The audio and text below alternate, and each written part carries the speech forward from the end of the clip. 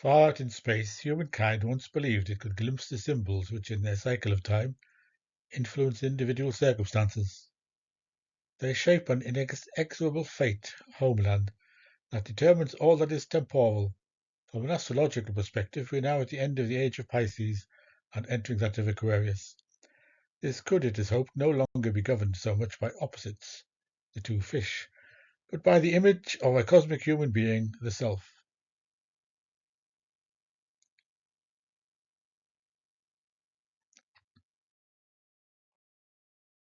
Every life form is before us as a shape that experiences its species-appropriate unfolding not only in space but also in time.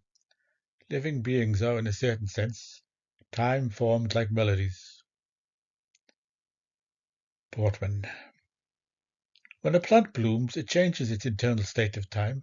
Plants have sleep and wake periods. Many open before sunrise and shortly before sunset. Their blooming, withering, and rebirth are bound to time. On the annual rings of sequoia trees, we can read historical periods of time today. Clady discovered that tones can be made visible by, for example, setting a metal plate sprinkled with fine powder or sand into vibration with a violin bow. Oscillation, periodicity, seriality are a mysterious aspect of the entire universe, appearing in waves, circular motions, pulsions, turbulence. According to modern field theory, every elementary particle sings its own particular melody by generating rhythmic energy configurations. Oscillation, seriality, periodicity enable the measurement of time.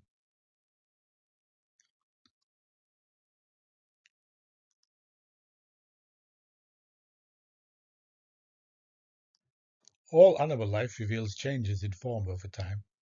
In butterflies, the image of a final form is already built into the caterpillar in the earliest larval stages. It is already present in the egg and survives the decomposition in the pupal stage in the form of imaginal discs. There it lies, ready to begin its transformation into the final form at the appropriate time. Just as in the firework display, various luminous figures can be artificially incorporated and linked to a specific temporal form, so too in the lives of many insects new organ formations added from stage to stage which unfold in a precisely regulated temporal process. Portman. The astrolabe was primarily used to determine the altitude of the sun, moon, and stars, but it can also be used to determine the cardinal directions and the time. The principle is as follows. A point Q in the sky is sighted using a tube, AB, that is rotably mounted around the axis of a circular disk. This gives the line CD on the disk. If any other point P, also lying in the plane of the circle, is sighted with the tube, the angle between the 2 points, as seen by the observer's eye, is given by the angle BOD on the circular disk. The instrument shown is a planisphere portable astrolabe, which was widely used in the 15th, 16th, and 17th century. It later lost its importance due to its relative inaccuracy.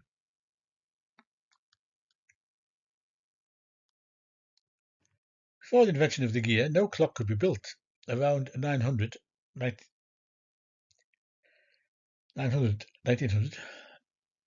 AD, fishermen found an instrument in the 1900 AD. Fishermen found an instrument in the sea near the island of Antikythera. It represented the zodiac and the Chryso-Egyptian calendar with 12 months of 30 plus 5 leap days. A hand on 2 dials indicated the position of the sun and moon from such ancient and Islamic clock precursors. The clock was developed in the 13th century, however. It did not come into general use until the end of the 16th century. Modern drawing of the instrument from Antikythera, 87 BC.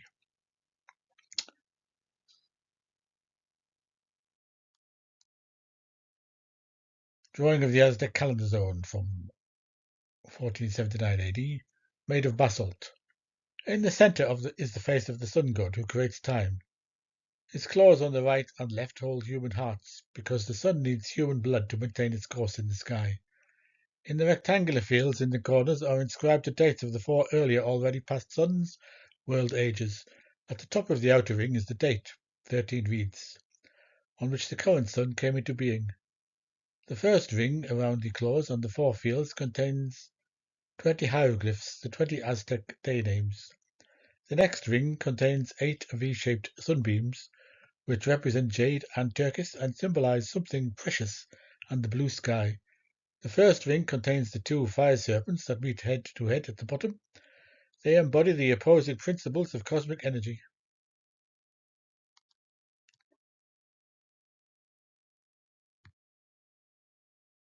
In Brahman's primordial night, all being lies motionless and can only dance when Shiva wills it. He awakens from his ecstasy and by dancing sends forth pulsating sound waves of awakening. And behold, matter also begins to dance and reveals its glory around the god in a circle. By dancing, the god sustains the being of appearances. Then he destroys all forms and names the fire and lets them rest again. Shiva's dance symbolizes the cosmic cycles of time, of creation and destruction, birth and death. In antiquity, Kronos, time, was equated with Cronus Saturn, who was depicted as an old man with a sickle, later scythe. In Christianity, this figure became Father Time, who, like Saturn, often judges his own children and all things. In the illustration, he is distinguished from Death. He holds the hourglass behind him in a sundial and tells Death when to extinguish a person's life. He is serious but not stern. The inscription, Tempus Evit, means the time will come when we must die.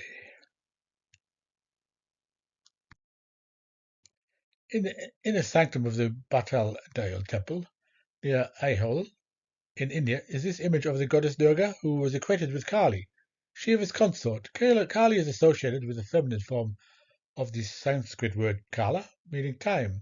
Black as death, she sticks out her tongue to lick up the world. Her teeth are gruesome tusks. Paradoxical and terrifying, she is today the most popular and widespread of all personifications of Indian belief. In India, time also meant fate, the power of karmic destiny, from which man can only escape through an inner awakening. In the Christian view, time has a beginning and an end. It is a linear sequence of events through which God works towards a goal. The end is the last judgment, where all the dead, both small and great, stand before God. And the sea gave up the dead who were in it, and death and hell gave up the dead who were in them. Revelation 20:13. Thereupon God creates a new heaven and a new earth and the holy New Jerusalem, where death will reign no more, and night will reign but eternal light.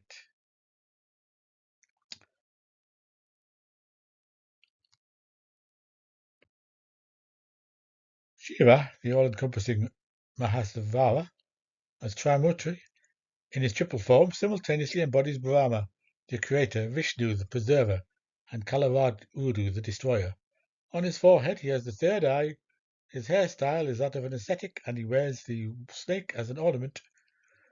Severed heads are often skulls hanging around his neck, for he practiced yoga at the cremation grounds, and is also the god of death. The objects in his 5 right hands belong to his male form, which those on the left hand are called Adavanvisara, the half-female lord. The threefold rhythm of all being, creation, preservation, and destruction, repeats itself in immense cycles of time for all eternity. Particularly astonishing aspects of time are encountered in astronomy. For example, we can look back into the past, as it were, because the light from long extinct stars only reaches us now. The universe is in constant motion, circulating clouds of hydrogen condense into stars, which continue to orbit while hurling matter into space. After millions of years, when its fuel is almost exhausted, the star expands further, and then, at its final state, sometimes contracts in a gravitational collapse. Such collapses form the black holes, in which nothing is observable for us anymore, including time, whether the universe has a beginning and an end, or lives in giant cycles of expansion or collapse, or remains in a stable state in which matter is constantly being created. is a controversial question. Most modern physicists tend towards the first assumption.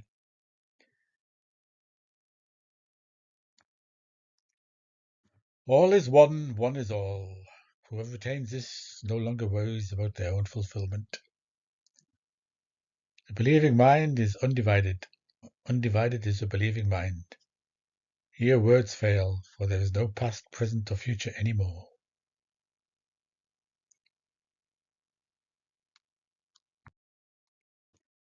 In contrast to the wheel of samsari, of the eternal rebirth, there is the wheel of salvation. It represents the dynamic effect of the Dharma teaching in the world, the eightfold path taught by the Buddha, which leads to nirvana. The Buddha set it in motion, and ever since it has continued to roll in the world. By guiding people to greater awareness, it leads them to the point where they can finally transcend all temporality and attain a timeless peace.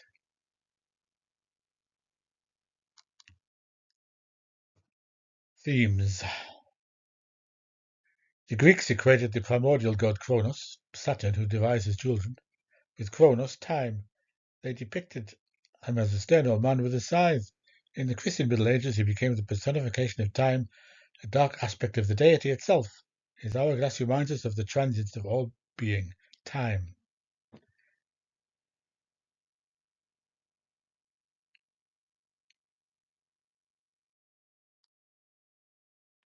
The stream of events. The zodiac as the path of the sun was also depicted by the Greeks as the Oceanus stream, which encircles the world. It was considered the world soul that creates everything, even the immortal gods.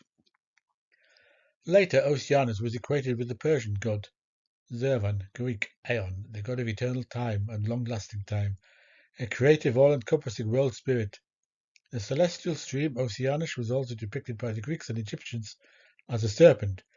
Beside it is an image of the sun god's Bak, which travels over it. The scarab beacon raises the newborn sun every morning in the east above the horizon. To the left and right are the all-seeing eyes of Horus, which protect the god in the bark.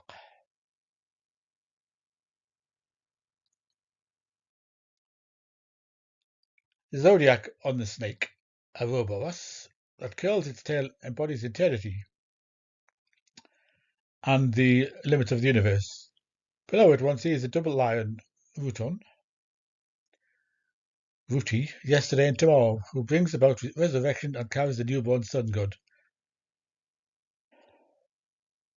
The Greeks believed that the soul of a person was a certain lifeblood, which also represented their allotted lifespan. The ancient Egyptians believed the same. After death, the soul often appeared as a snake near the grave. In the adjacent image, two such snakes approach a sacrificial meal offered to them.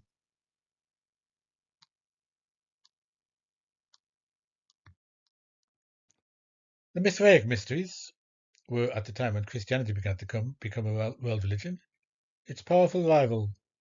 The sun hero Mithras slays the bull here. The sun hero Mithras. Beneath him lies Oceanus, Kronos, time, the generative world, spirit from which the hero arises. As Aeon, Oceanus was also the gatekeeper of the mysteries. He is the stream of time, the ruler of the universe, the spirit that encompasses light and darkness.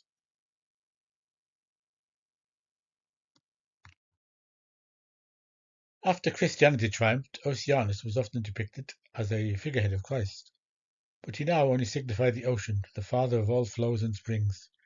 He was still a benevolent power, but now he served a new son, Christ.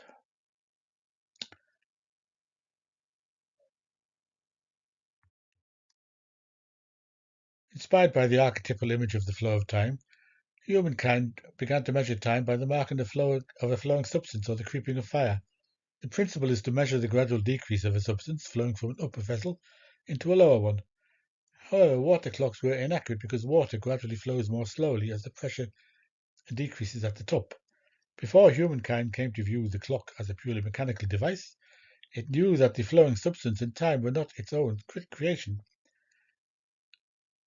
Therefore, at the top of the image is depicted the hand of God, which bestows the water from above.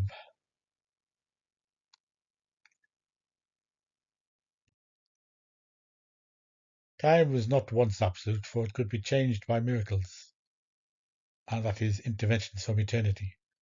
Joshua made the sun stand still, and Isaiah reset the sundial by 10 steps during King Hezekiah's illness.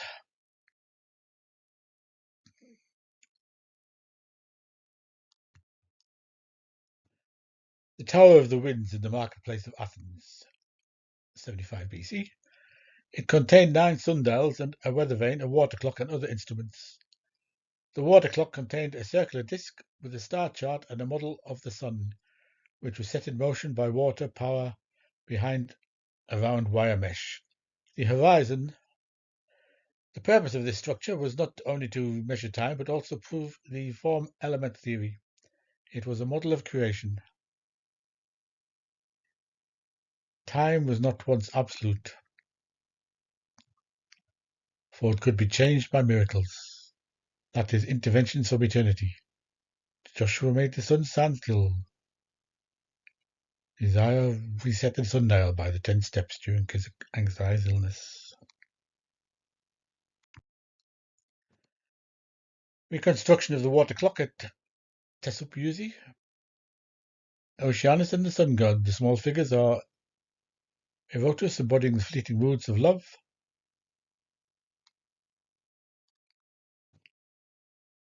Water clock from the manuscript of the treatise by Al Yazira on mechanical construction. 1206 CE. At the top are zodiac signs. Depicting below them appear time-controlled figures and light-up lamps. Below these, golden balls are dropped by falcons into bronze cups to strike the time. At the bottom is an automated orchestra of 5 musicians. According to Creswell, clocks were often associated with music boxes, since music, unlike the visual arts, is an art of time configuration and rhythms. Al-Yazari also describes a 13-hour fire clock, whose time was indicated by the burning of a candle, during which the balls fell. Oldest print of a Chinese water clock. 1155, with several colours. The simplest model of the water clock illustrated there. The Chinese used fire more than water for their clocks. Their typical fire clock was a labyrinth into which powder was scattered along the lines. Its gradual burning indicated the time.